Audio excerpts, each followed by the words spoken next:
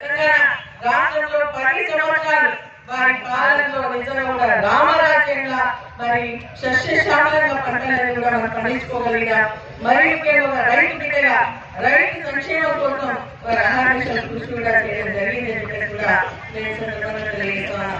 ఈ రోజు రేవంత్ రెడ్డి గారి పాలనలో మరి ఇటు రైతులు కానీ ఇటు మహిళలు కానీ అటు యువకులు కానీ వారు ఇచ్చినటువంటి 6 హామీలు 13 గ్యారెంటీలు 4 హామీలు కానీ ఏమి కూడా నెరవేర్చకపోగా మరి అనేక రకమైనటువంటి ఇబ్బందులు మరి ఈరోజు ప్రజలు గురికావడం జరుగుతుందని తెలియజేస్తున్నారు.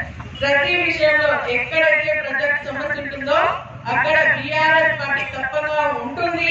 ఆ విధంగా మనం ఎన్నో విజయాలు సాధించడం జరిగిందని కూర్చున్నటువంటి వాళ్ళు చూపించడం జరుగుతారు. లగచర్లకు సంబంధించినటువంటి ఇన్సిడెంట్ పైన మన బీఆర్ఎస్ పార్టీ నాయకులు హరీష్ రావు గారు కేటీఆర్ గారు చాలా స్పందించడం జరగడం వలన ఈ రోజు అక్కడ గిరిజన భూములు